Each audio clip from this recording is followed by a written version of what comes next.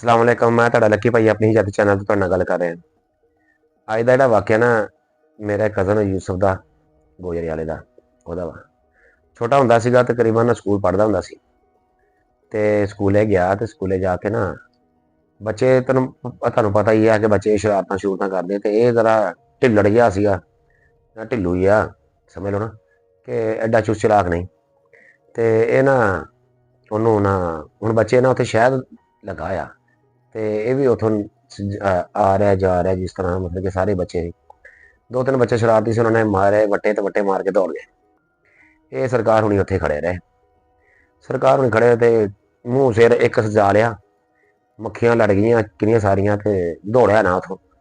ਤੇ ਘਰ ਆਇਆ ਤੇ ਘਰ ਆਣ ਕੇ ਹੁਣ ਅੰਮੀ ਨੇ ਪੁੱਛਿਆ ਕਿ ਹਾਂ ਪੁੱਤ ਤੂੰ ਦੌੜਿਆ ਕਿਉਂ ਨਹੀਂ, ਉੱਥੋਂ ਸਾਰੇ ਹੀ ਦੌੜ ਗਏ ਤੂੰ ਕਾਹਤੋਂ ਨਹੀਂ ਦੌੜਿਆ।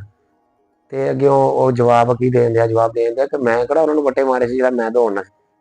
ਉਹ ਯੂਸਫ ਸਾਹਿਬ ਜਦੋਂ ਆਪਣੀ ਜਾਨ ਤੇ ਆਵੇ ਨਾ ਉਦੋਂ ਦੌੜਨਾ ਪੈਂਦਾ। ਫਿਰ ਇਹ ਨਹੀਂ ਦੇਖਦਾ ਕਿ ਕਸੂਰ ਉਹਦਾ ਸੀ ਜਾਂ ਉਹਦਾ ਸੀ। ਹੁਣ ਤਾਂ ਯੂਸਫ ਸਾਹਿਬ ਮਾਸ਼ਾਅੱਲਾ ਸਾਨੂੰ ਅਕਲ ਦਿੰਦੇ ਆ, ਹੁਣ ਸਾਨੂੰ ਸਬਕ ਚੜਾਉਂਦੇ ਆ, ਠੀਕ ਹੈ ਨਾ। ਉਸ ਟਾਈਮ ਦੀ ਗੱਲ ਦੱਸਣਾ ਜਦੋਂ ਉਹਨਾਂ ਨੂੰ ਸਬਕ ਦੀ ਜ਼ਰੂਰਤ ਸੀ। ਤੇ ਇਹ ਵਾਹਦ ਮੇਰੇ ਫੇਵਰਟ ਬੰਦੇ ਆ, ਠੀਕ ਹੈ ਨਾ। ਤੇ ਇਹਨਾਂ ਤੋਂ ਮੈਂ ਬਹੁਤ ਜ਼ਿੰਦਗੀ ਦੇ ਨਾ ਮਾਮਲਾਤ ਲੈ ਆ, ਯਾਨੀ ਕਿ ਬਹੁਤ ਫੈਸਲੇ ਇਹਨਾਂ ਤੋਂ ਮੈਂ ਲੈ ਹੋਏ। ਜਿਹੜੇ ਫੈਸਲੇ ਇਹਨਾਂ ਨੇ ਕੀਤੇ ਉਹ ਮੈਂ ਨਹੀਂ ਕਰਦਾ, ਯਾਨੀ ਕਿ ਮੈਂ ਉਹ ਕੰਮ ਨਹੀਂ ਕਰਦਾ ਜੋ ਯੂਸਫ ਸਾਹਿਬ ਨੇ ਕੀਤਾ ਹੋਇਆ ਵਾ। ਮੈਂ ਉਹ ਤੋਂ ਉਲਟ ਚੱਲ ਕੇ ਕਰਦਾ ਵਾ। ਯੂਸਫ ਸਾਹਿਬ ਮੇਰੇ ਫੇਵਰਟ ਹੀਰੋ ਆ। ਫੇਵਰਟ ਹੀਰੋ ਦਾ ਮਤਲਬ ਇਹ ਆ ਕਿ ਮੇਰੇ ਫੇਵਰਟ ਆ, ਜੋ ਉਹਨਾਂ ਨੇ ਕੀਤਾ ਨਾ ਉਹ ਮੈਂ ਨਹੀਂ ਕਰਨਾ। ਉਹ ਮੈਂ ਨਹੀਂ ਕਰੂੰਗਾ ਤਾਂ ਮੈਂ ਕਾਮਯਾਬ ਹੋਊਂਗਾ, ਵਰਨਾ ਜਿਵੇਂ ਉਹਨਾਂ ਨੇ ਕੀਤਾ ਉਹੀ ਮੈਂ ਕੀਤਾ ਤਾਂ ਸਮਝ ਲਓ ਕਿ ਮੇਰਾ ਵੀ ਹਾਲਾਤ ਉਦਾਂ ਦੇ ਹੀ ਹੋਣੇ ਆ। ਯਾਨੀ ਕਿ ਖਾਨਦਾਨ ਦੇ ਵਿੱਚ ਮੇਰੀ ਵੀ ਇੱਜ਼ਤ ਉਨੀ ਕੀ ਰਹਿਣੀ ਹੈ, ਠੀਕ ਹੈ ਨਾ।